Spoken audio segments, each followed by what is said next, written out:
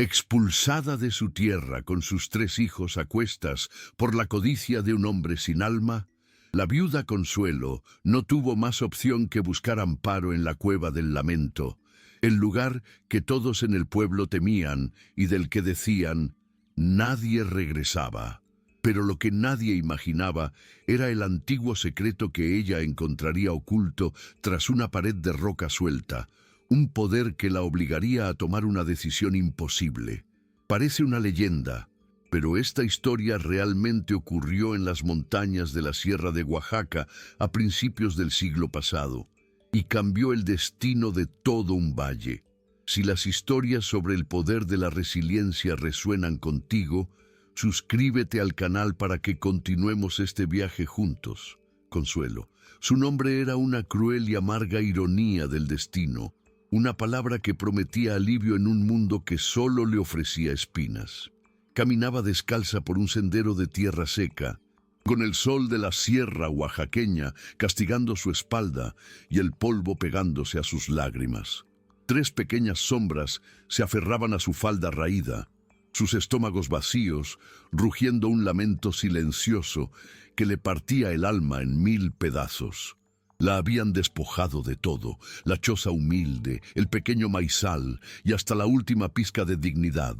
Llevaban 2 días sin probar bocado, y el frío de la montaña se acercaba como un depredador, amenazando con devorar lo único que le quedaba, la vida de sus hijos. El responsable de su desgracia tenía un nombre, uno que todos en el valle pronunciaban con una mezcla de temor y desprecio: Don Ramiro. Era el cacique, un hombre cuya riqueza era tan grande como la aridez de su corazón.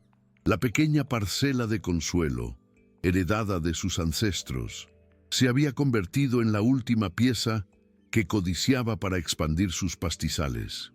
La deuda de su difunto esposo fue el pretexto perfecto, un lazo que Ramiro apretó sin compasión.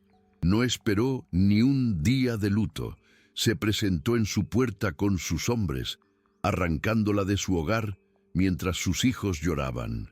«Esta tierra servirá mejor para mi ganado que para tus lamentos», le espetó, mientras la puerta de su vida se cerraba para siempre.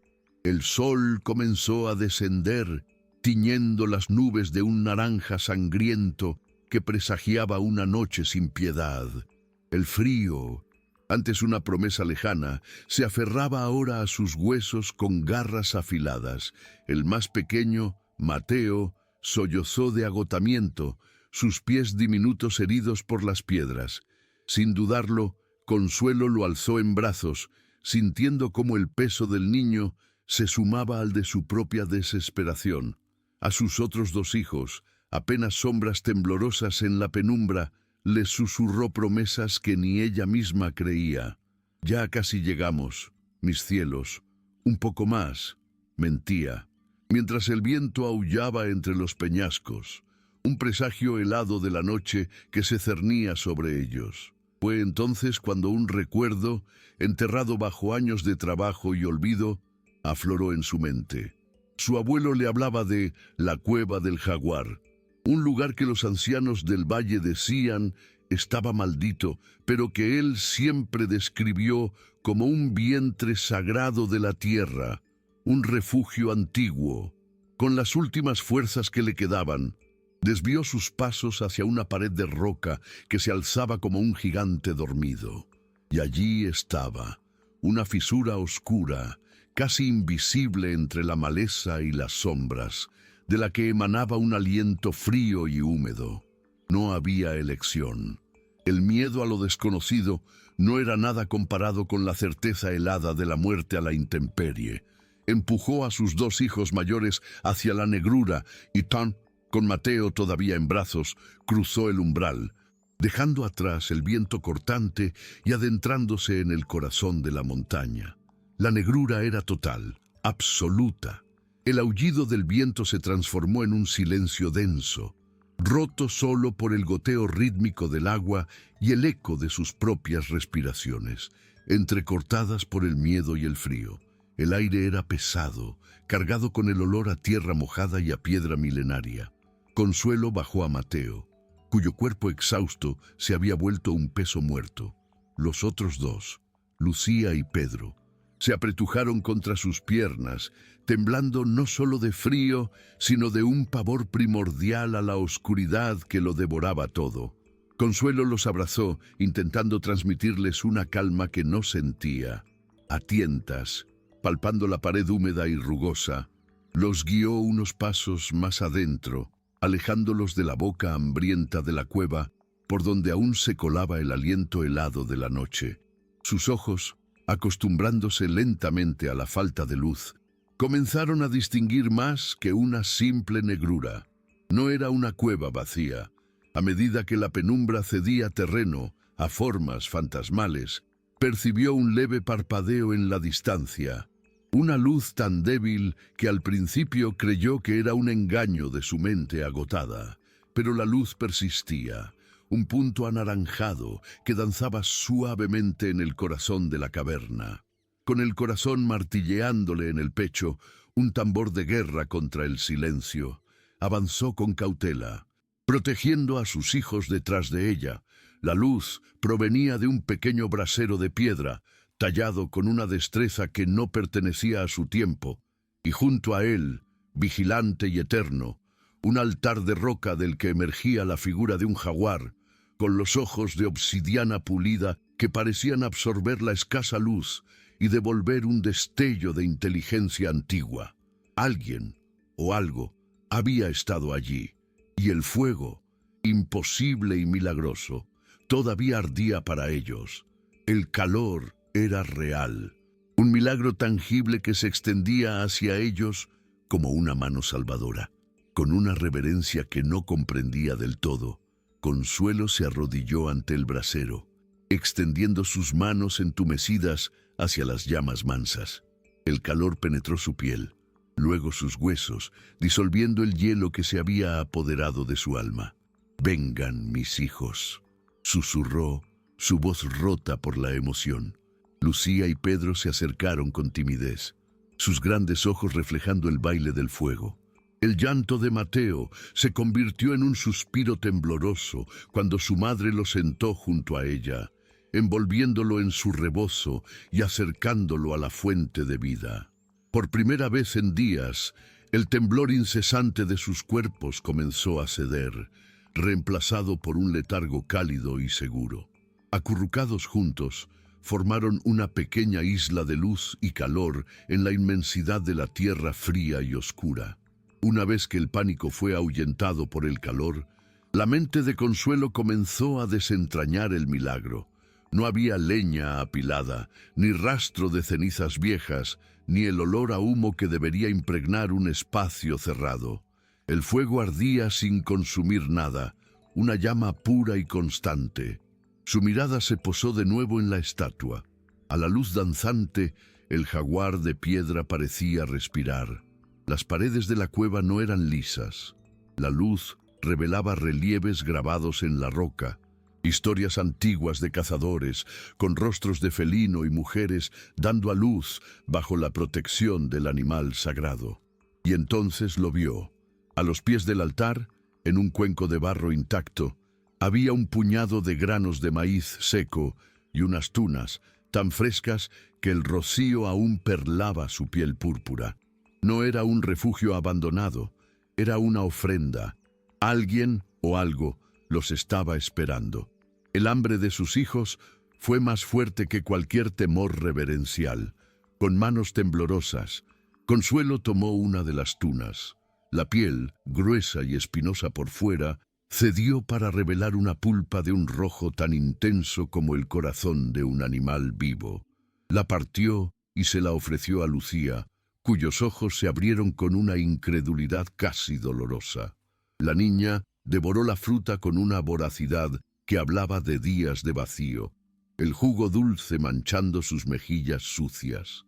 Hizo lo mismo con Pedro. Para el pequeño Mateo, desgranó unos granos de maíz y los masticó lentamente hasta formar una pasta suave que le dio a probar con el dedo. Solo cuando los tres comieron y sus respiraciones se hicieron más profundas y tranquilas, Consuelo se permitió llevarse un grano a la boca. No era solo maíz, Tenía el sabor de la tierra, de la piedra, de un milagro que florecía en la más profunda oscuridad.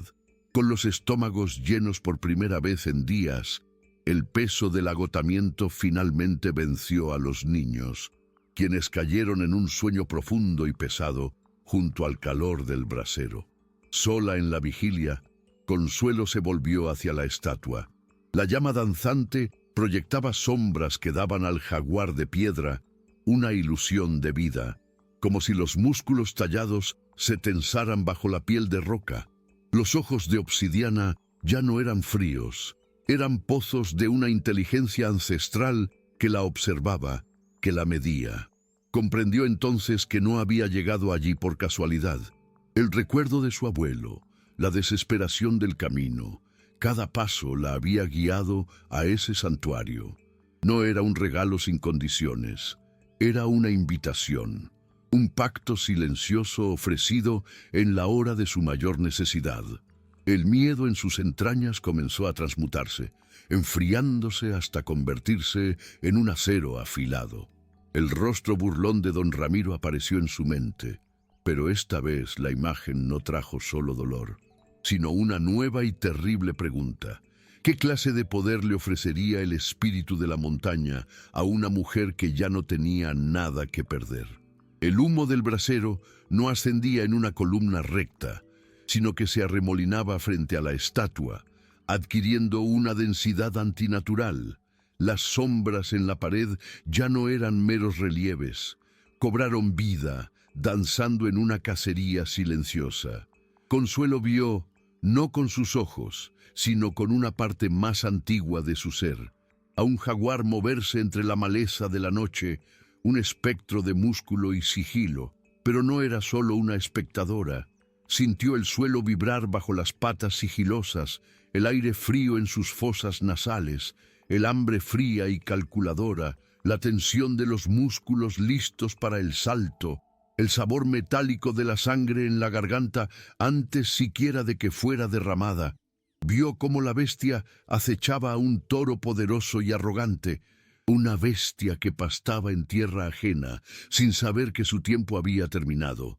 El ataque no fue furia, fue certeza, silencioso, preciso y letal. Cuando el humo se disipó, la visión se desvaneció, pero el conocimiento permaneció.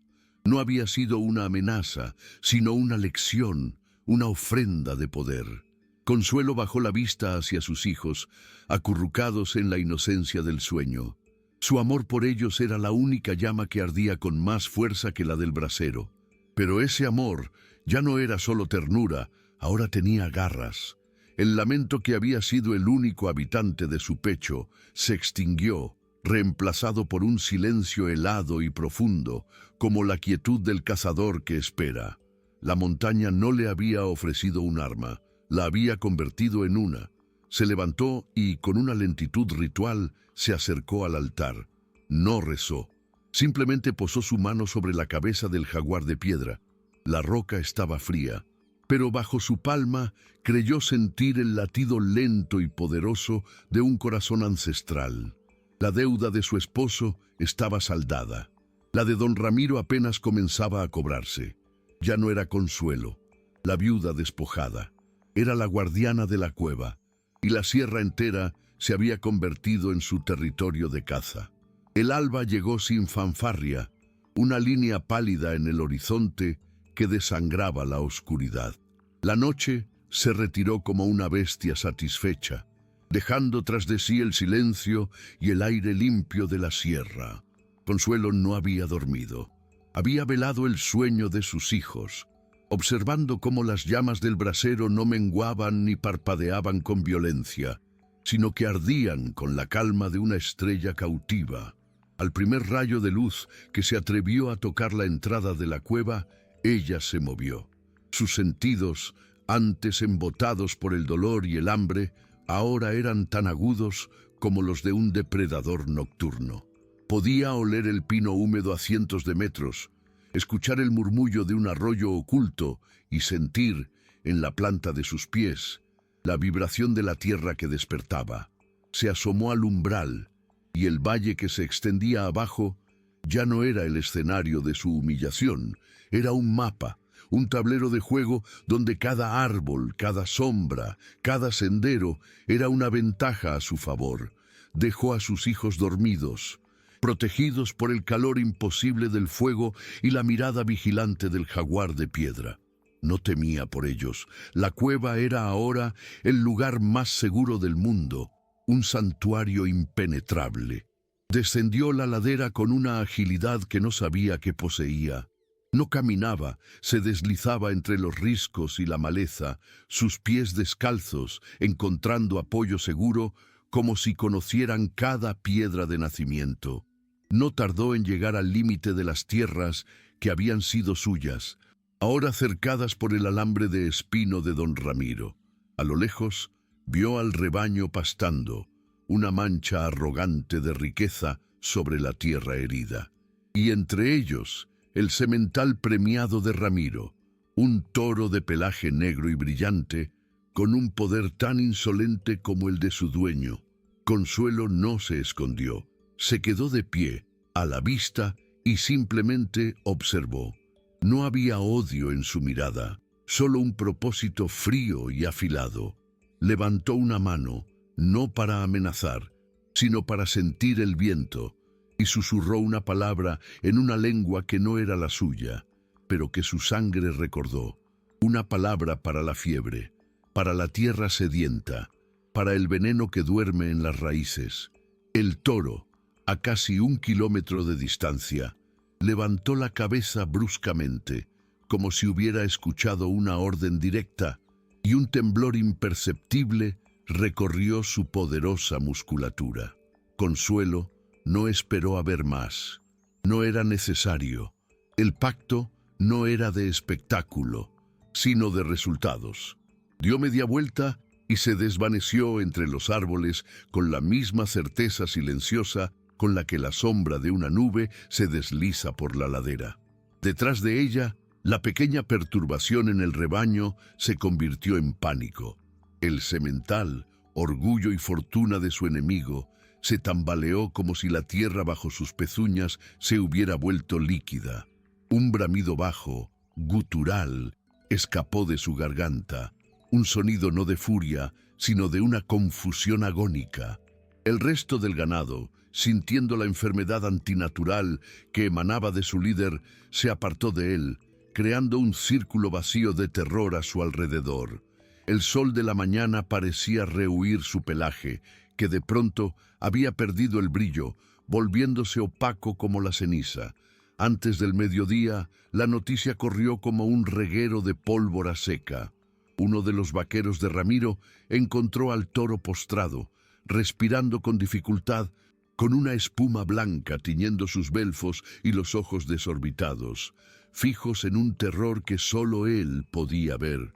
No había herida, ni rastro de mordedura de serpiente, ni signo de enfermedad conocida. La noticia llegó a oídos de don Ramiro en su hacienda, interrumpiendo su almuerzo. Su primera reacción fue una furia volcánica, acusando a sus hombres de incompetencia. Pero cuando el propio veterinario del pueblo, un hombre de ciencia que se burlaba de las supersticiones, regresó encogiéndose de hombros, incapaz de nombrar el mal que consumía a la bestia, la ira de Ramiro se cuajó en una inquietud fría y desconocida. Algo había desafiado su dominio, algo intangible y antiguo había invadido sus tierras, y por primera vez en su vida, el cacique no sabía a quién apuntar con su rifle.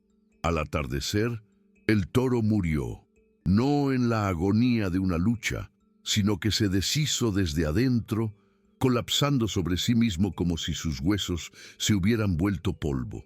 Don Ramiro llegó cuando sus hombres ya cavaban la fosa, con el miedo pintado en sus rostros. El cacique, incrédulo, pateó el cadáver. No había marca, no había hinchazón, solo un vacío antinatural, una quietud que gritaba profanación. Gritó órdenes, acusó de envenenamiento, amenazó con despedirlos a todos, pero sus palabras sonaban huecas ante el silencio de la bestia muerta. Y en la mirada de sus hombres no vio obediencia, sino pavor, Vio cómo se santiguaban a escondidas cuando creían que no los veía. Escuchó el murmullo que se arrastraba como una serpiente entre ellos. Un nombre pronunciado en un susurro temeroso. Consuelo. El miedo que él había sembrado durante años estaba siendo cosechado por otro, uno que no tenía rostro ni arma, y eso lo aterraba más que cualquier bala. Consuelo regresó a la cueva al mismo tiempo que el sol se ocultaba tras los picos de la sierra, pintando el cielo con los mismos colores del corazón de una tuna. Encontró a sus hijos despiertos, jugando en silencio cerca del brasero, sus risas contenidas resonando suavemente en la piedra. No preguntaron dónde había estado. Para ellos, su madre era el centro del universo, y el universo, por ahora, era esa caverna cálida y segura. Las mismas manos que habían susurrado la muerte a la distancia, ahora desgranaban con ternura el maíz para la cena. Mientras los alimentaba, su mirada se perdió más allá del umbral de la cueva, hacia las luces parpadeantes de la hacienda de don Ramiro que comenzaban a perforar la noche. El toro había sido un golpe a su riqueza, un mensaje escrito en el lenguaje del poder y la tierra. Pero ahora Consuelo pensaba en el hombre, no en sus posesiones. El jaguar no solo mata por hambre, también reclama su territorio, eliminando a cualquier rival que desafíe su dominio. Y don Ramiro no solo tenía ganado, tenía un hijo, un heredero al que amaba con la misma arrogancia posesiva con la que amaba su tierra. El heredero de don Ramiro se llamaba Rodolfo, un niño de 8 años acostumbrado a que el mundo se doblegara a sus caprichos. Esa noche, Consuelo no envió una enfermedad a través del viento, ni una plaga sobre la tierra. Envió un sueño. Mientras miraba las llamas del brasero, no se concentró en la carne o los huesos del niño, sino en su mente desprotegida. Proyectó en el humo la esencia pura del jaguar, no la muerte, sino el preludio, el acecho, el terror silencioso que precede al zarpazo, la certeza de ser presa. Envió el olor a tierra mojada y a ozono de la cueva, el sonido de unas garras arañando la piedra en la oscuridad y, sobre todo, la visión de 2 ojos de obsidiana observándolo desde un rincón de su propia habitación, inmóviles, pacientes, prometiendo una violencia que nunca llegaba, pero que era inevitable. Un grito desgarrador rompió el silencio opulento de la hacienda. Don Ramiro llegó a la habitación de su hijo y lo encontró sentado en la cama, empapado en sudor frío, con los ojos desorbitados, fijos en una esquina vacía. «Estaba aquí», balbuceaba el niño, temblando sin control. «Pues tenía ojos de piedra negra. Olía a cueva, papá, y sabía mi nombre». Ramiro intentó calmarlo con promesas de que solo había sido una pesadilla, pero las palabras se atoraban en su garganta. El olor a cueva, los ojos de piedra, el miedo del veterinario, las miradas de sus vaqueros, los susurros del nombre de la viuda, todo se unió en su mente en una revelación helada. La guerra que había iniciado ya no se libraba en sus pastizales con alambre de espino y títulos de propiedad. El enemigo había cruzado sus muros, había entrado en la habitación de su hijo y ahora acechaba en los sueños de su propia sangre. La noche siguiente, el grito volvió a rasgar la seda del silencio, y la siguiente también. El terror del niño no fue un evento aislado, sino una raíz oscura que crecía cada noche en la tierra fértil de su mente. Rodolfo se negaba a dormir, y cuando el agotamiento lo vencía, despertaba temblando, hablando de ojos de jaguar que lo observaban desde el techo, de un aliento frío que olía a tierra y a tumba. Don Ramiro, el hombre que doblaba voluntades con dinero y plomo, se descubrió impotente. Trajo al médico de la ciudad, quien habló de fiebres nerviosas y le recetó sedantes que solo atrapaban al niño en pesadillas más profundas. Hizo venir al sacerdote del pueblo, cuyas oraciones y agua bendita se evaporaban contra un miedo más antiguo que su Dios. El terror se había sentado a su mesa, dormía en la cama de su heredero y se reía de los gruesos muros de su hacienda. La paranoia comenzó a roer la arrogancia de Ramiro, y en cada sombra, en cada susurro del viento, creía ver el rostro huesudo de la viuda que había desterrado a la montaña. El miedo de un niño es una plaga silenciosa y pronto infectó a toda la hacienda. Las sirvientas se santiguaban al pasar por la puerta del cuarto de Rodolfo. Los vaqueros, hombres rudos acostumbrados a enfrentarse a toros y bandidos, comenzaron a hablar en voz baja de la bruja de la montaña, de la tierra que reclama lo que es suyo. Pronto, sus hombres más leales comenzaron a inventar enfermedades en sus familias, a recordar deudas urgentes en pueblos lejanos. Nadie quería ser el objetivo de una maldición que no se podía detener con una bala. El cacique se encontró solo, atrincherado en su propia fortaleza, escuchando los sollozos de su hijo y el eco de su propio poder desmoronándose. No era una cuestión de venganza, sino de supervivencia. Para salvar a su hijo, tendría que enfrentarse al fantasma que él mismo había creado. Al tercer día de gritos y susurros, con el rostro demacrado por la vigilia, don Ramiro tomó una decisión que iba en contra de toda su naturaleza. No cargó su rifle, no llamó a sus hombres. Tomó una botella de mezcal, la mejor de su cava, y se dirigió a pie hacia la cueva del jaguar. Iba a suplicar. El camino a la montaña era uno que nunca había recorrido a pie. Cada paso que daba el cacique sobre la tierra que consideraba suya era una humillación. Sus botas de cuero, hechas para pisar los finos tapetes de su hacienda, se llenaron de polvo y se rasgaron con las piedras. El sudor que perlaba su frente no era solo por el esfuerzo de la subida, sino por un miedo helado que le recorría la espina dorsal, un miedo más real que el filo de un machete. La sierra, que siempre había visto como una despensa de recursos, una silueta muda en el horizonte de su dominio, ahora se alzaba sobre él como un juez colosal y silencioso. En su mente, la imagen de Consuelo, llorando arrodillada en el polvo, se superponía a la de su propio hijo, gritando en la seguridad de su cama. La botella de mezcal en su mano pesaba más que todo el oro que había acumulado en su vida. No era un regalo, era una rendición.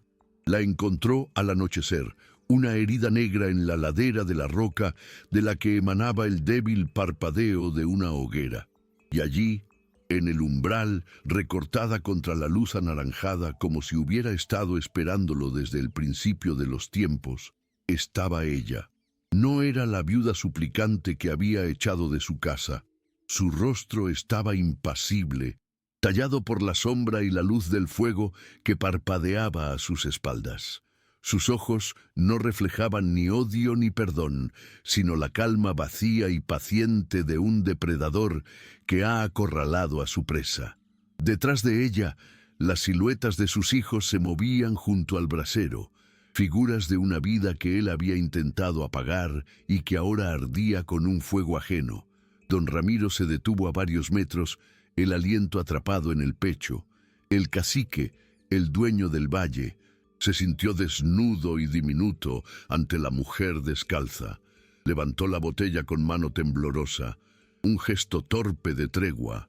«He venido», comenzó, pero la voz se le quebró, tragada por el silencio profundo de la montaña. Consuelo dejó que el silencio se estirara, que lo envolviera y lo asfixiara antes de hablar.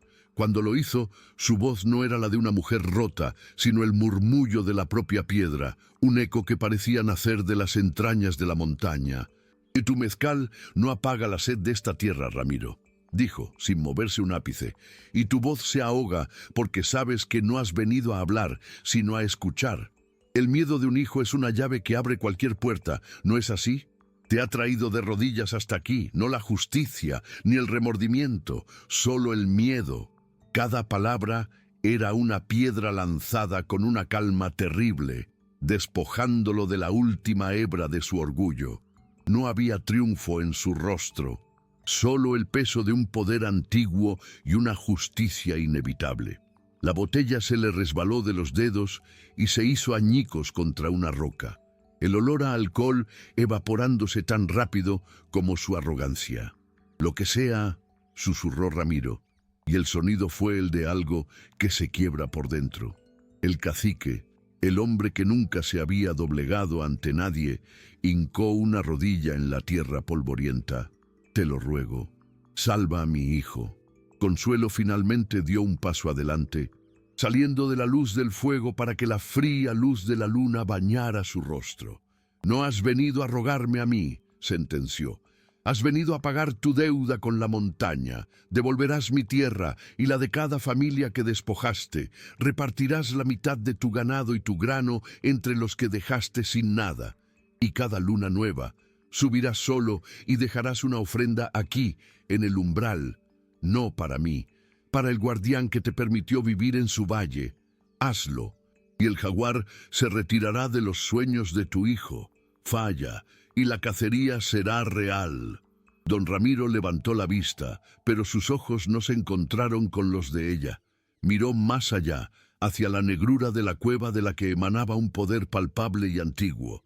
No hubo argumento, ni un intento de negociación. El hombre que había construido un imperio sobre la voluntad quebrada de otros estaba ahora completamente roto. Asintió lentamente, una única y pesada inclinación de cabeza.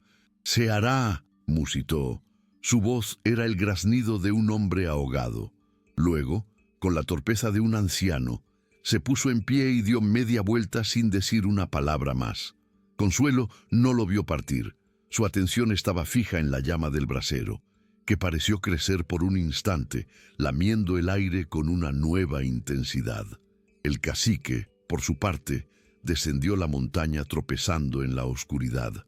Cada piedra en el camino, un recordatorio de la tierra que ya no le pertenecía y del miedo que ahora sería su único capataz.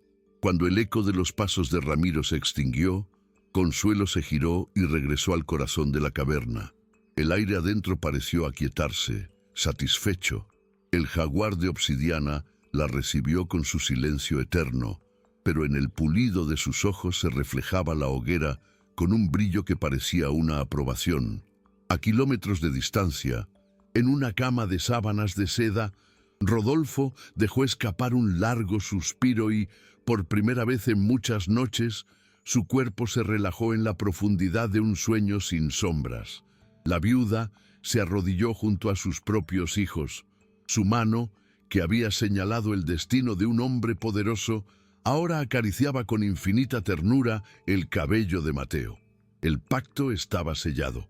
La justicia de la montaña era implacable, pero su propósito final no era la venganza, sino la protección de su camada. Y en la quietud de la cueva, bajo la mirada del guardián de piedra, Consuelo supo que el amanecer no traería el final de la historia, sino el comienzo de su leyenda. Los días que siguieron transformaron el miedo del valle en un asombro supersticioso. Don Ramiro cumplió su palabra con la diligencia de un hombre que siente el aliento de un depredador en la nuca. Sus hombres, los mismos que habían actuado como perros de presa, ahora recorrían los senderos con la cabeza gacha, retirando los postes de alambre de espino y devolviendo los títulos de propiedad a sus dueños legítimos. Aparecieron sacos de grano y maíz en los umbrales de las chozas más pobres, ofrendas anónimas dejadas al amparo de la noche. El cacique no hablaba, no explicaba sus actos. Su arrogancia se había marchitado, reemplazada por una palidez perpetua y la costumbre de mirar nerviosamente hacia las cumbres de la sierra. La gente del valle aceptaba los regalos en silencio, sin atreverse a preguntar, pero sabían. Sabían que el poder del dinero y las balas había sido quebrado por algo más antiguo, y en las noches, alrededor de las hogueras, ya no se hablaba de la pobre viuda Consuelo, sino de la guardiana de la montaña, una fuerza justiciera que velaba desde la cueva del jaguar. Consuelo no regresó a su antigua vida. Aceptó la devolución de su parcela, pero la choza ya no era su hogar. El verdadero hogar era ahora la caverna, el vientre de piedra que la había protegido y transformado. Allí, sus hijos florecieron. El calor del brasero que nunca se extinguía les devolvió el color a las mejillas, y el alimento que aparecía cada día en el cuenco de barro, siempre fresco, los hizo fuertes. Ya no eran sombras asustadas, sino niños que jugaban entre relieves de cazadores milenarios, sus risas el único sonido que competía con el goteo rítmico del agua. Consuelo se movía con una nueva serenidad, dividiendo su tiempo entre el cuidado de sus hijos y el de la montaña. Aprendió a leer el viento, a entender el lenguaje de las piedras y a sentir la vida que bullía bajo la tierra. No era una prisionera del poder que se le había otorgado. Se había convertido en su parte más consciente, el corazón que latía al unísono con el del jaguar de obsidiana. La primera luna nueva llegó como una astilla de plata en un cielo de tinta. Fiel a su juramento, don Ramiro subió la ladera solo, con el corazón martilleándole en la garganta y un cordero blanco sobre los hombros, un sacrificio que le pesaba más por la humillación que por los kilos. No se atrevió a acercarse demasiado. Dejó al animal atado a un arbusto a una distancia prudente del umbral de la cueva, junto a un cántaro de pulque y una cesta con los primeros elotes de su cosecha. No vio a Consuelo, pero la sintió. Sintió su presencia en el silencio antinatural del aire, en la forma en que el fuego del interior parecía observarlo a través de la oscuridad. Sin decir una palabra, dio media vuelta y huyó.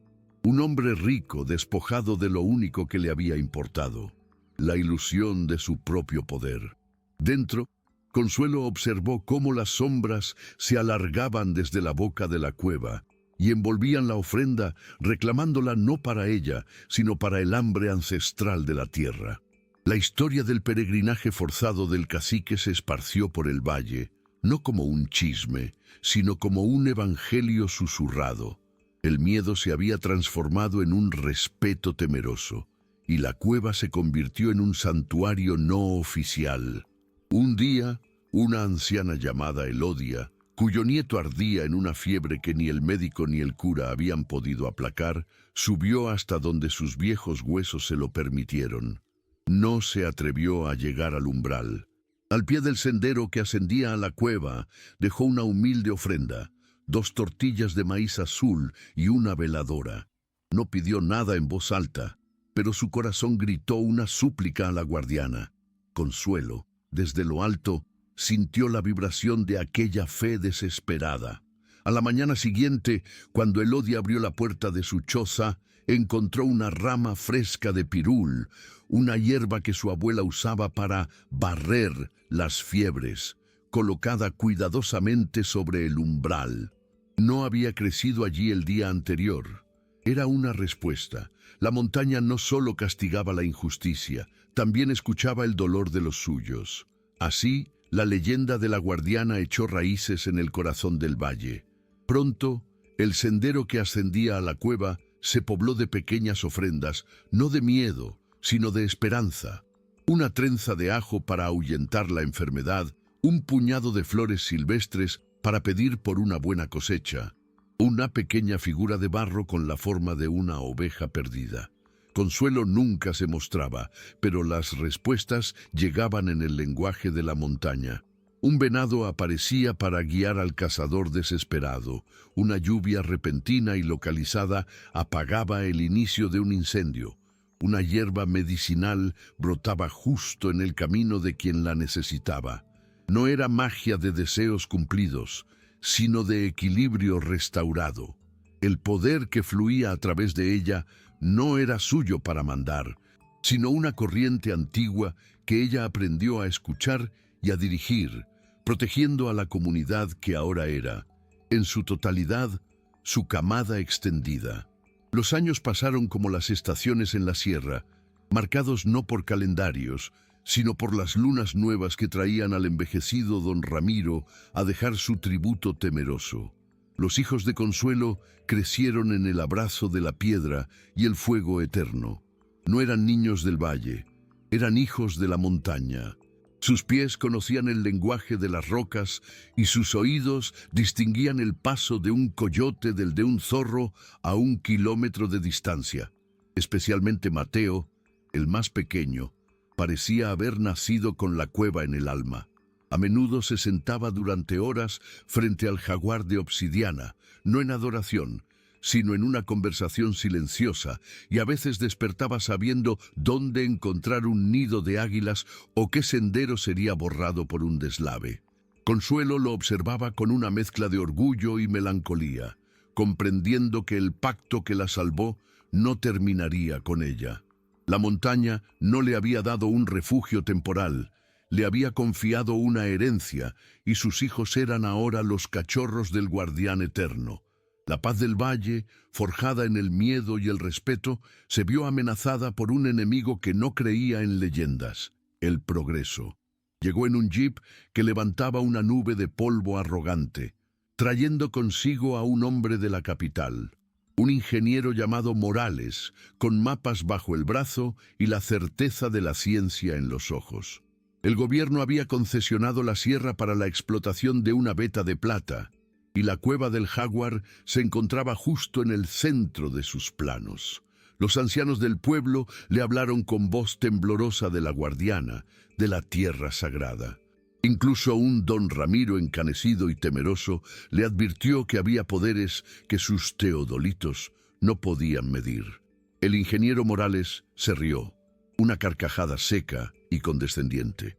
Para él eran solo cuentos de viejas para asustar a los niños y proteger un pedazo de roca sin valor.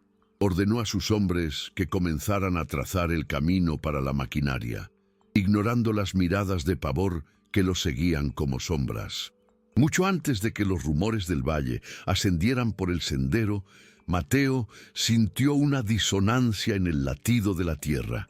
Estaba sentado junto al brasero, trazando con el dedo la silueta de un jaguar en el polvo, cuando se detuvo de golpe.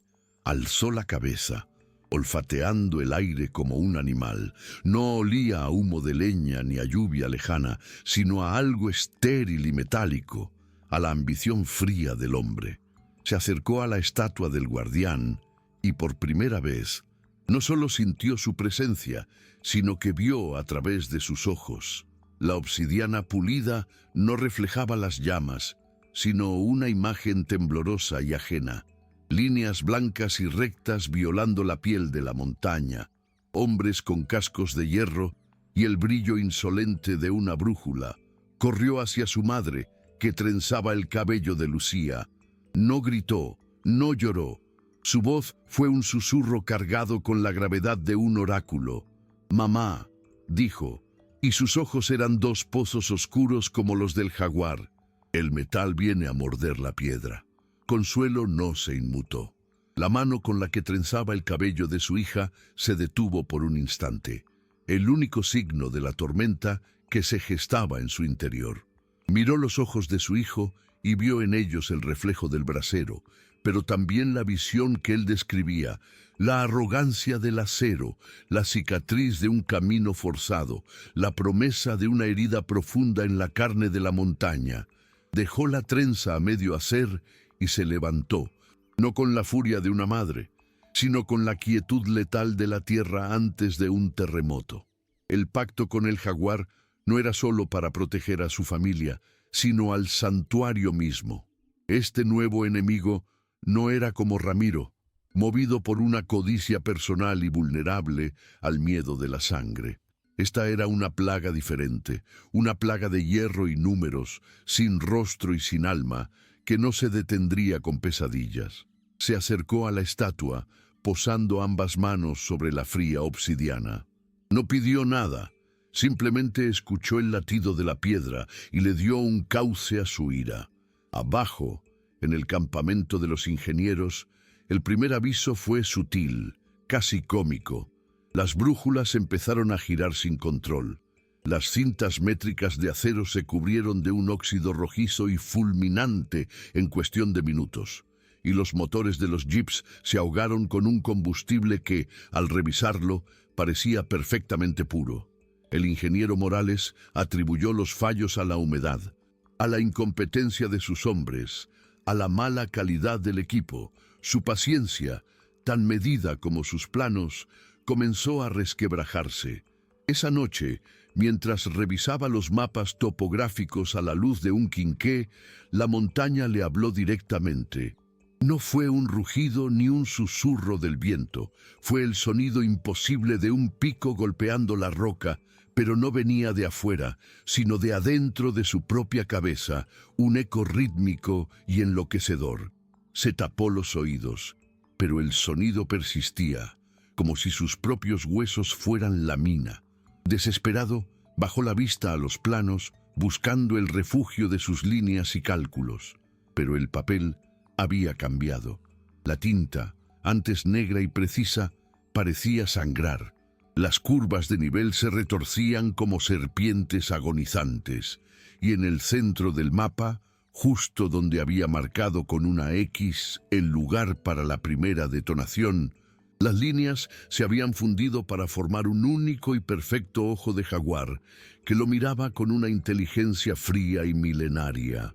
El ingeniero retrocedió de un salto, derribando la lámpara y sumiendo la tienda en la oscuridad. Afuera, el silencio de la sierra era absoluto, pero para Morales, la montaña entera estaba gritando. A la mañana siguiente, Morales salió de su tienda no como un ingeniero, sino como un hombre perseguido. Sus ojos, antes afilados por el cálculo, estaban hundidos y desorbitados, buscando amenazas en las sombras inofensivas del amanecer.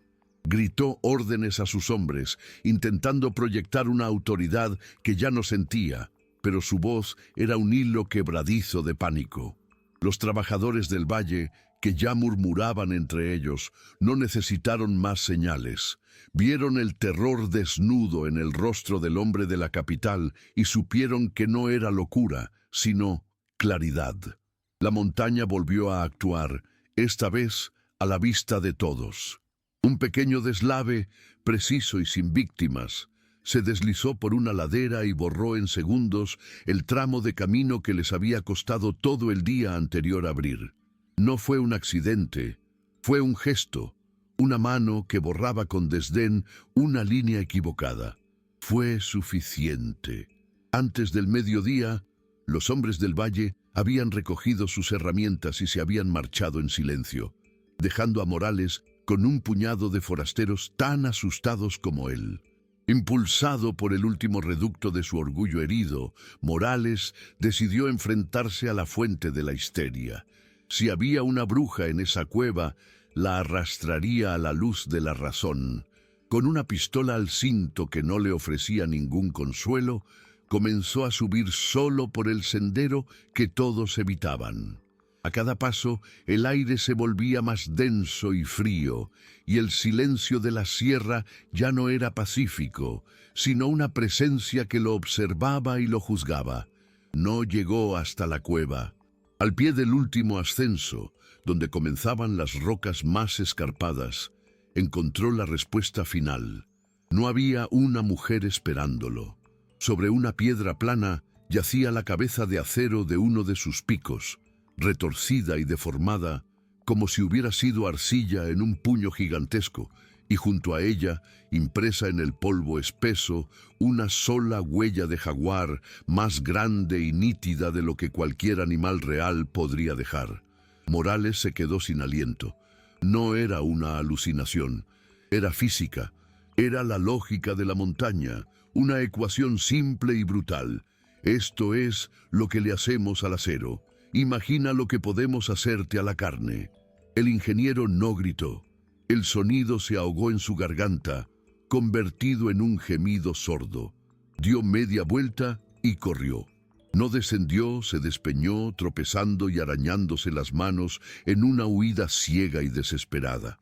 Cada raíz parecía un lazo para atraparlo, cada sombra una pantera agazapada. No miró atrás. La imagen de la huella y el acero retorcido estaba grabada a fuego en el interior de sus párpados. Llegó a su campamento abandonado jadeando, con la ropa hecha jirones y la razón deshilachada. No recogió sus mapas, ni sus instrumentos, ni sus planes. Solo arrancó el motor de su jeep con manos temblorosas y aceleró por el camino de tierra, sin importarle las rocas ni los baches, dejando atrás una estela de polvo y el eco de una civilización que había perdido la guerra antes de disparar el primer tiro.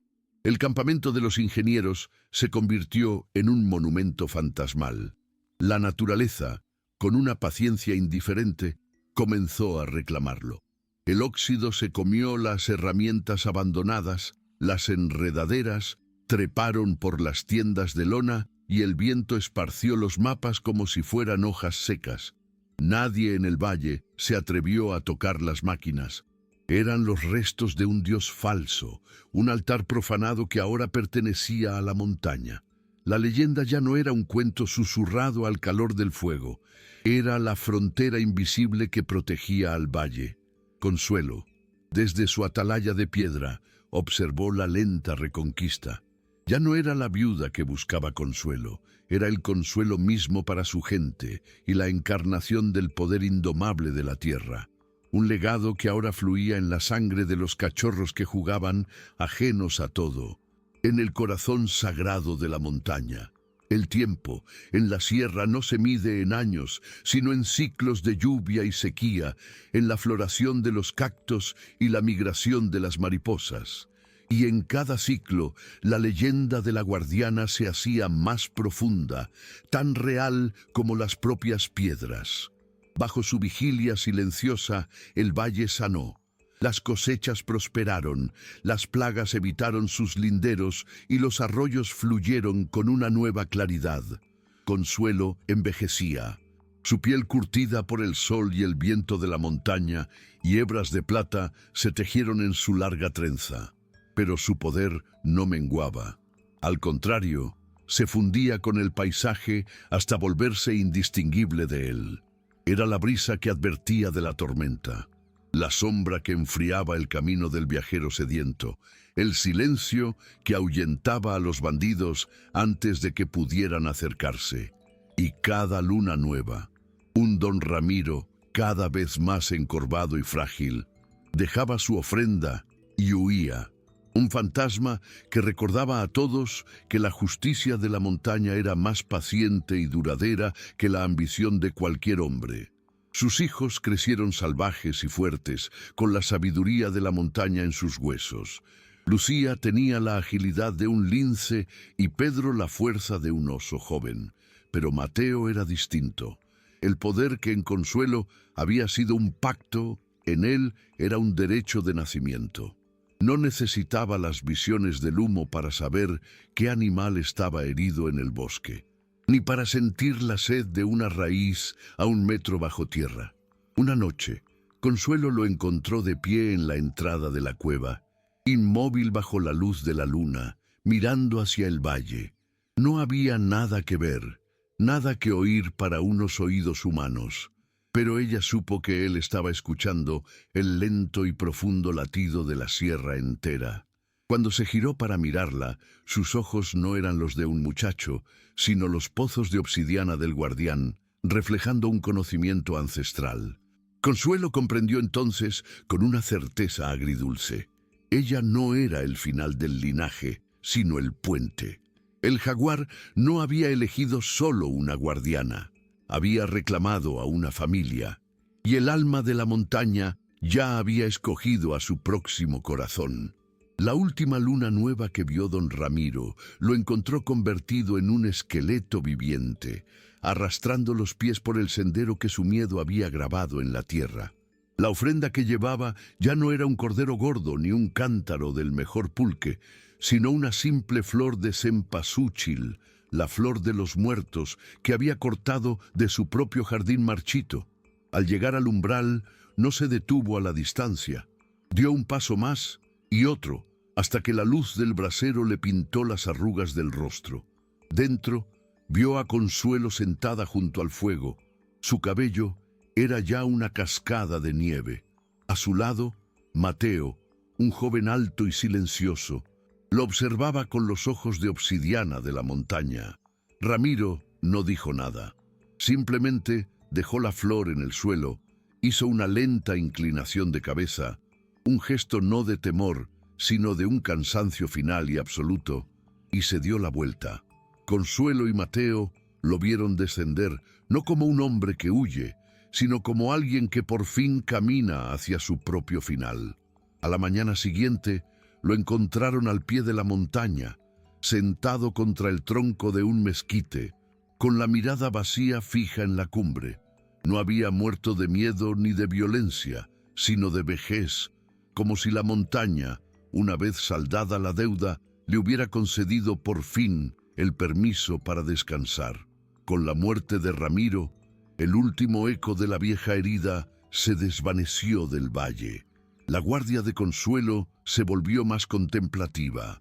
Su poder ya no era un arma afilada, sino el manto que cubría la tierra. Una primavera. La sequía amenazó con agrietar el alma del valle.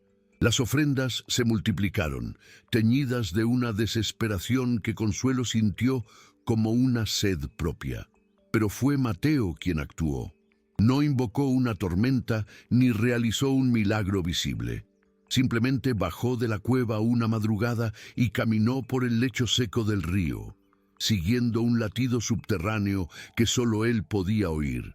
Se detuvo en un lugar que parecía tan estéril como el resto y, usando solo sus manos, comenzó a cavar. Antes del mediodía, un hilo de agua brotó de la tierra, un manantial olvidado que la montaña le había revelado. No fue un acto de poder, sino de comunión. Desde el umbral de la cueva, Consuelo lo vio, y por primera vez en muchos años, su rostro se relajó en una sonrisa plena. Su mano, apoyada sobre la cabeza del jaguar de piedra, ya no sentía la tensión del cazador, sino la paz profunda de la tierra que sabe que sus hijos han vuelto a casa. La sonrisa de Consuelo se volvió permanente, una expresión serena grabada en su rostro que reflejaba la paz de la tierra. Su cuerpo, con el paso de las estaciones, se fue haciendo más ligero, más translúcido, como una hoja de otoño que se prepara para desprenderse. Ya no necesitaba caminar los senderos, su conciencia se extendía por ellos como el musgo sobre la roca. La llama del brasero, que durante décadas había ardido con la intensidad de su voluntad, comenzó a danzar de una forma más suave, más íntima. Una tarde, mientras el sol teñía de oro la entrada de la cueva, simplemente cerró los ojos y su respiración se fundió con el murmullo del viento que entraba por la fisura. No hubo cadáver que enterrar ni tumba que marcar. Cuando sus hijos se acercaron, el rebozo en el que se envolvía yacía vacío sobre la piedra calentada por el fuego. No la lloraron con desesperación, porque no se había ido. Su presencia impregnaba cada grano de polvo, cada gota de agua que se filtraba por la roca. Consuelo ya no era la guardiana de la montaña, se había convertido en la montaña misma. Mateo asumió el manto sin ceremonia ni juramento. Para él era tan natural como respirar. Su vigilia no era la de un centinela que espera una amenaza, sino la de un jardinero que cuida su tierra. Su comunión con el guardián era más profunda, una simbiosis perfecta. Cuando una plaga de langostas amenazaba las cosechas del sur, él no envió una maldición, sino que descendió al alba y habló con las aves, y una bandada de estorninos llegó como una nube oscura y hambrienta que limpió los campos sin tocar un solo grano de maíz maduro. La gente del valle ya no subía el sendero con el corazón encogido por el miedo, sino con la confianza serena de quien visita la casa de un pariente sabio. El fuego del brasero ardía ahora con un pulso nuevo, tranquilo y profundo.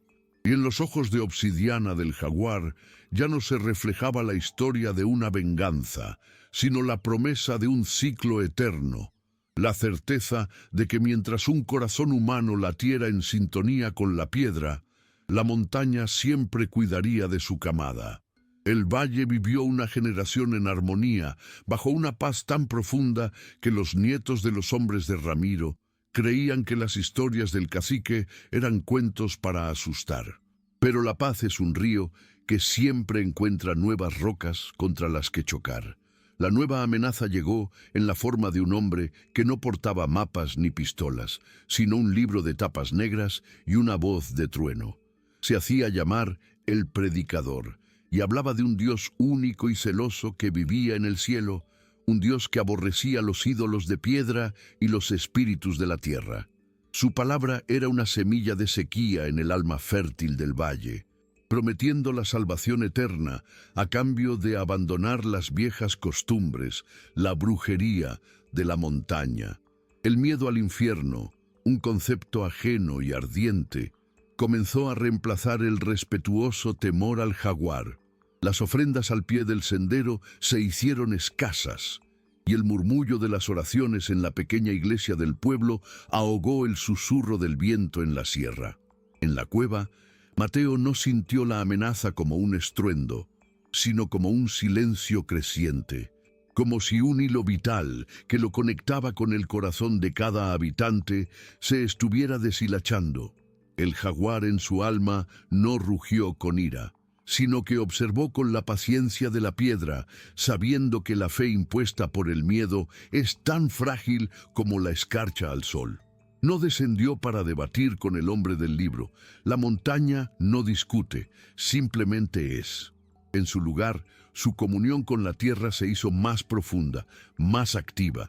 Cuando el hijo del herrero se perdió en el bosque al anochecer, no fue un sermón lo que lo guió a casa, sino un sendero de musgo fosforescente que se iluminó a sus pies. Cuando la sequía marchitó los pozos de una familia, un halcón dibujó círculos en el cielo sobre un punto exacto hasta que el padre, desesperado, cavó y encontró un nuevo manantial. No eran milagros de fuego y azufre, sino susurros de la tierra, recordatorios tangibles de que el poder que los protegía no vivía en un cielo lejano, sino bajo la misma tierra que pisaban. Era una batalla silenciosa, librada entre la promesa ruidosa de la salvación y la certeza callada de su propio suelo. El predicador no era ciego a estos susurros de la tierra. Para él no eran actos de bondad, sino las artimañas más astutas del demonio. Desde su púlpito tronaba contra el musgo fosforescente, llamándolo la luz de Lucifer para descarriar a los inocentes, y describía al halcón como un demonio con plumas que ofrece agua envenenada. La paciencia de su Dios, afirmaba, se estaba agotando. Vio que la batalla silenciosa de Mateo estaba ganando terreno en los corazones sencillos de la gente y decidió forzar la confrontación. Con una cruz de madera en alto y la Biblia en la otra mano, convocó a su rebaño para marchar hasta las faldas de la cueva del jaguar y exorcizar la tierra con el poder de la oración y el cántico. Un pequeño ejército de fe y miedo comenzó a ascender por el sendero sagrado, sus alabanzas una herida ruidosa en el silencio ancestral de la sierra. Dentro de la cueva, Mateo sintió la procesión no como una amenaza, sino como una fiebre, una disonancia en la piel de la montaña. No se movió del lado del brasero, pero su conciencia se expandió, fluyendo ladera abajo con la paciencia de la roca. La montaña respondió primero con el viento. Una brisa que hasta entonces había sido una caricia se arremolinó exclusivamente alrededor del predicador, arrebatándole las palabras de la boca y convirtiendo sus sermones en chillidos ininteligibles. Luego, el sendero bajo sus pies pareció volverse selectivamente hostil.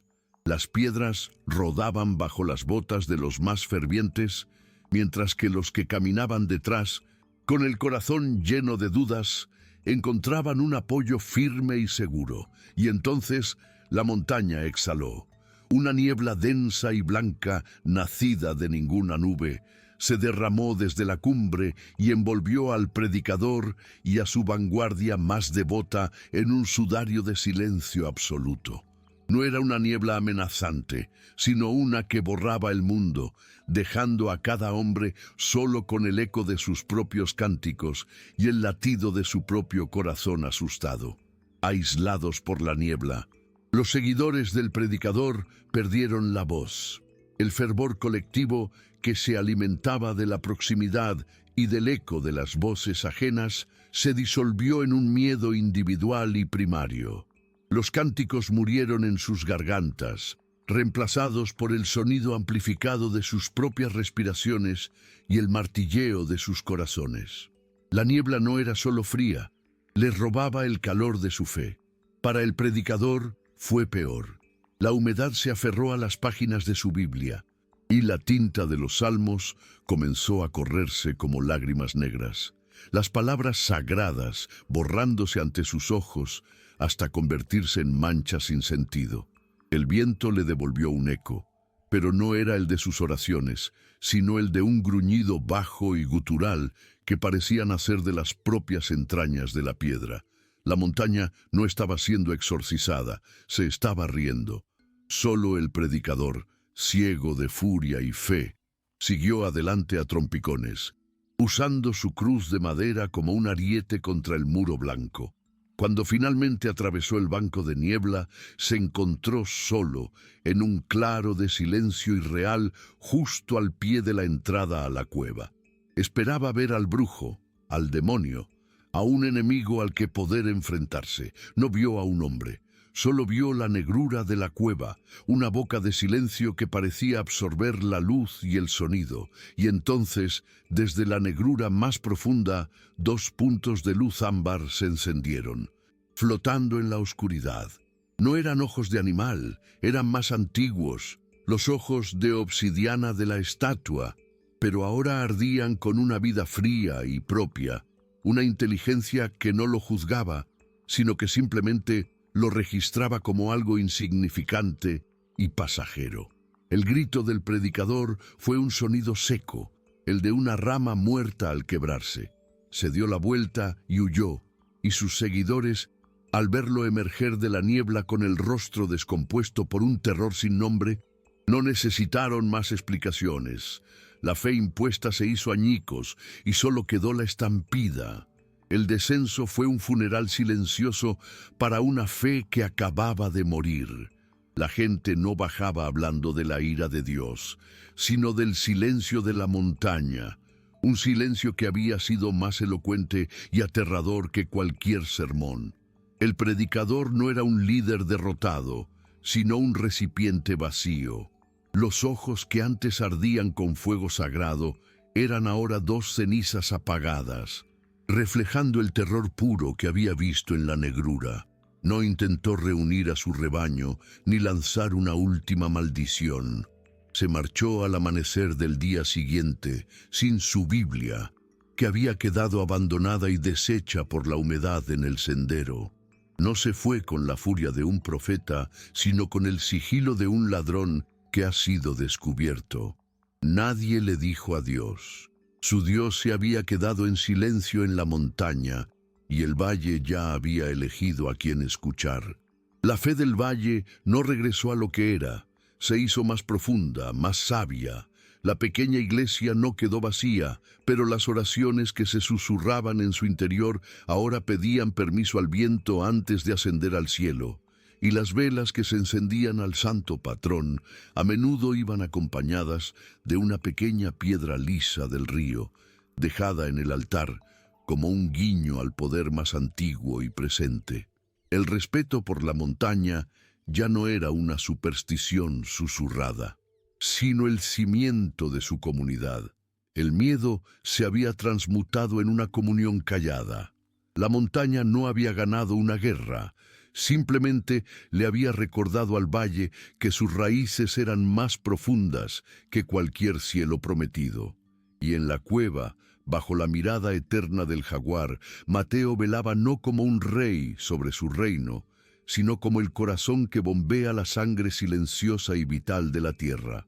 El tiempo deshizo al predicador en un mal recuerdo, y su derrota cimentó la paz del valle durante toda una generación. Bajo la vigilia de Mateo, la comunidad prosperó, no en riqueza, sino en salud y armonía. Pero las leyendas, como el polen, son transportadas por el viento y germinan en tierras lejanas. Primero fueron susurros, luego artículos en periódicos de la ciudad sobre un pueblo perdido en la sierra de Oaxaca, un enclave milagrosamente a salvo de las sequías, las plagas y la violencia que carcomían al resto del país. Y con las historias llegaron los extraños. No eran conquistadores ni ingenieros, sino peregrinos de un nuevo tipo. Gente de la ciudad con el alma cansada, antropólogos con grabadoras, artistas buscando inspiración en la pureza del lugar.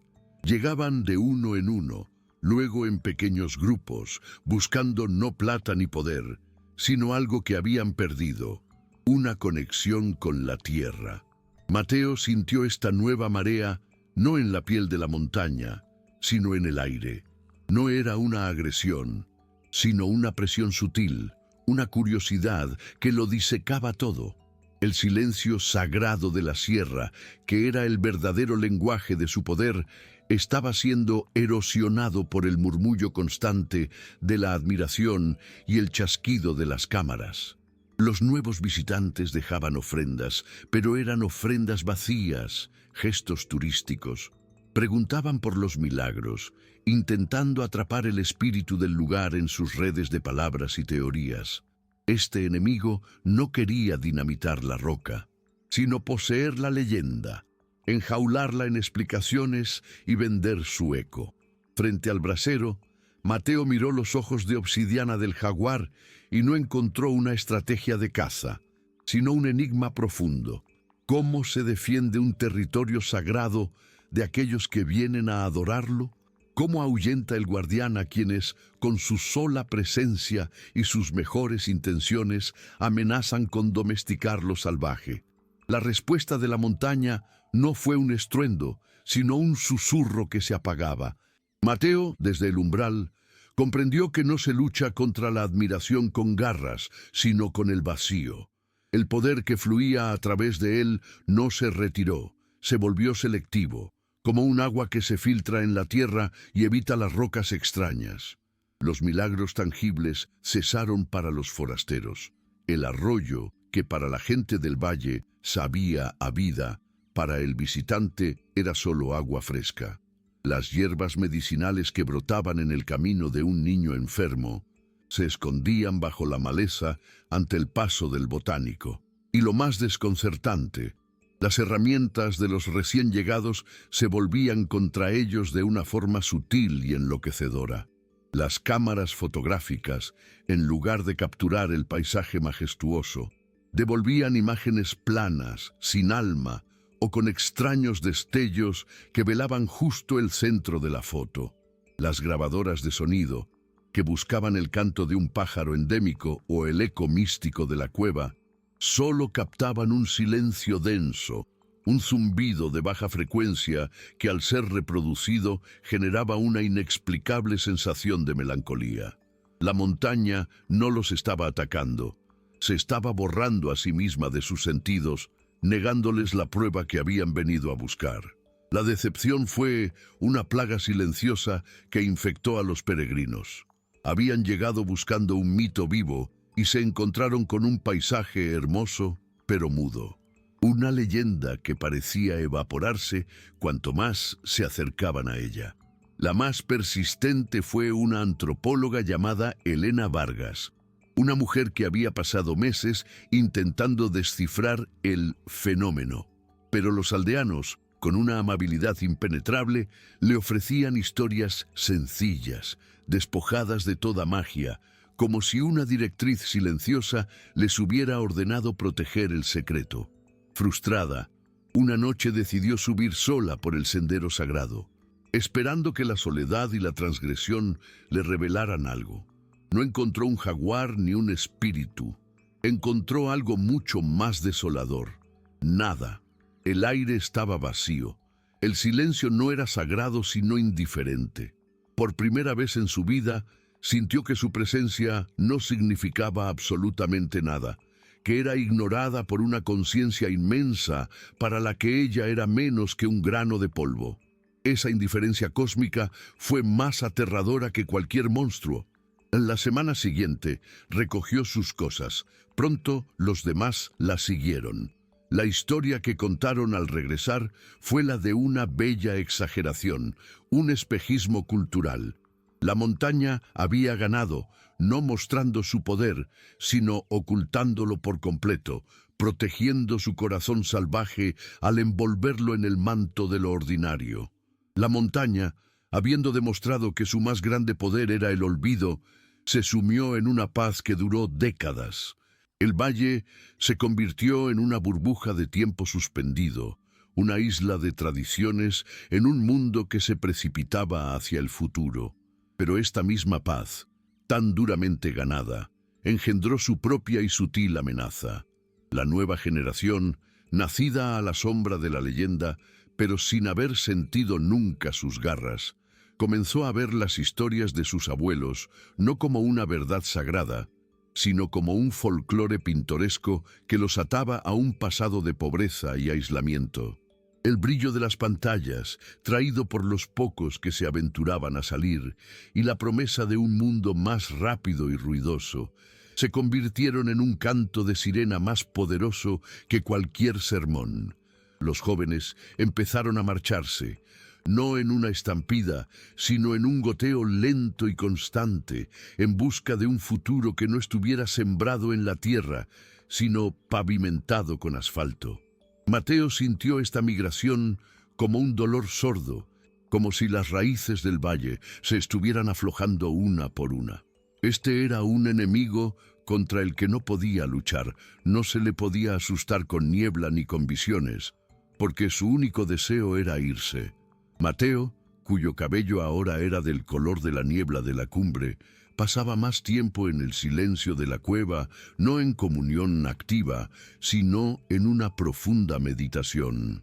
Comprendió que el poder del jaguar no era una monarquía hereditaria, sino un pacto de presencia.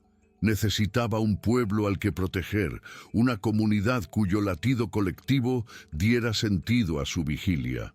Si el valle se vaciaba, el guardián se convertiría en un corazón sin cuerpo al que bombearle sangre. Él no había tenido hijos de su propia sangre, su única descendencia era la tierra misma. Por primera vez desde que asumió su manto, la incertidumbre se filtró en la cueva como una corriente de aire frío. El pacto no podía morir, el jaguar era eterno. Por lo tanto, si la línea de sangre se extinguía, la montaña tendría que elegir de nuevo. Su vigilia ya no era para repeler amenazas externas, sino para reconocer, entre los pocos niños que aún jugaban en los senderos, el eco del jaguar en un nuevo corazón. Buscaba a aquel que, en lugar de mirar hacia el horizonte del camino que se iba, se sentara a escuchar el silencio de las piedras. Y la encontró. O más bien, la montaña se la señaló. Su nombre era Citlali, una niña de 7 años que rara vez levantaba la voz y cuyos ojos parecían siempre fijos en un mundo invisible para los demás. Mientras los otros niños se arremolinaban alrededor de un viejo teléfono móvil con la pantalla rota, tratando de arrancarle una última imagen del mundo de afuera, Citlali se sentaba sola junto al arroyo. No jugaba. Recogía piedras lisas, no por su belleza, sino por su peso y su textura, y las disponía en espirales lentas sobre la tierra seca. Mateo la observó durante semanas desde la lejanía de su cueva. Veía en los gestos de la niña no un pasatiempo infantil, sino un diálogo. Ella estaba leyendo el lenguaje antiguo de la erosión y el sedimento, escuchando la historia que el río había grabado en cada canto rodado. No era una búsqueda activa, era una quietud, una afinidad natural que la anclaba a la tierra mientras las almas de sus compañeros de juegos ya habían comenzado su migración. Una tarde, un pequeño colibrí, apenas una joya de plumas temblorosas, cayó de su nido cerca de donde jugaban los niños. La mayoría lo ignoró o lo señaló con una curiosidad cruel. Citlali, sin embargo, dejó sus piedras y se arrodilló a su lado con una delicadeza instintiva. Lo acunó en sus manos sin tocarlo, creando un nido de calor con su aliento. No sabía qué hacer y la desesperación nubló su rostro. Fue entonces cuando Mateo, desde la cueva, sintió el primer tirón deliberado. No envió un pensamiento, sino una certeza. La niña parpadeó y su mirada se dirigió directamente hacia una trompetilla silvestre que crecía entre las rocas, una flor que los demás ignoraban.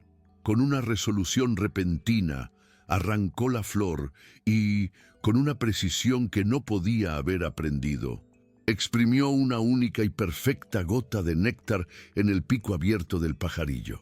El ave bebió. Dentro de la cueva, Mateo cerró los ojos y sintió un profundo y antiguo ronroneo vibrar en su pecho. El guardián había reconocido a su cachorro. La montaña había elegido. A partir de ese día comenzó una tutoría silenciosa. Mateo no bajó nunca a buscar a la niña ni le dirigió una sola palabra. En su lugar, se convirtió en una presencia en la periferia de sus sentidos. Cuando Citlali caminaba por el bosque, un susurro del viento le advertía de una víbora oculta entre la hojarasca. Cuando la sed apretaba en mitad de la tarde, un destello fugaz en una hoja la guiaba hacia un ojo de agua que solo los coyotes conocían. Él le enseñaba la gramática de la roca y el viento, no con lecciones, sino abriéndole el alma a una percepción que ya dormitaba en su sangre, mientras sus padres la veían con una mezcla de amor y preocupación, temiendo que su extraña afinidad con la soledad de la sierra la alejara para siempre del mundo de los hombres. Citlali, sin saberlo, estaba aprendiendo a ser el corazón de esa misma tierra que la reclamaba. La historia de Consuelo nos enseña que los años tejieron plata en el cabello de Mateo hasta confundirlo con la escarcha de la cumbre y convirtieron a Citlali en una jovencita esbelta y callada, cuyos ojos guardaban la profundidad de un pozo en la noche. El goteo de jóvenes que abandonaban el valle se había convertido en una herida abierta, pero ella permanecía, un ancla viviente. Una mañana, mientras reparaba una cerca en los límites del valle, Mateo sintió cómo su propio aliento se volvía tan tenue como la niebla. Era la señal. No sintió miedo, solo una inmensa y serena urgencia. En ese mismo instante, a kilómetros de distancia, Citlali, que recogía hierbas junto al río, sintió un tirón en el alma, una llamada sin sonido que la hizo ponerse en pie y mirar hacia la cumbre. Sin dudar, abandonó su cesta y comenzó a caminar por el sendero que toda su vida había respetado desde la distancia. Al llegar al umbral de la cueva, encontró a Mateo esperándola, apoyado contra la roca, más espíritu que hombre. Él no sonrió, no habló. Simplemente se hizo a un lado, cediéndole el paso. Cuando Citlali cruzó la entrada, el calor del brasero la envolvió no como una sorpresa, sino como un recuerdo, y los ojos de obsidiana del jaguar la recibieron no como a una extraña, sino como a la hija que por fin regresaba a casa. Si este mensaje tocó tu corazón, suscríbete y comparte para que más personas descubran el verdadero valor de la resiliencia.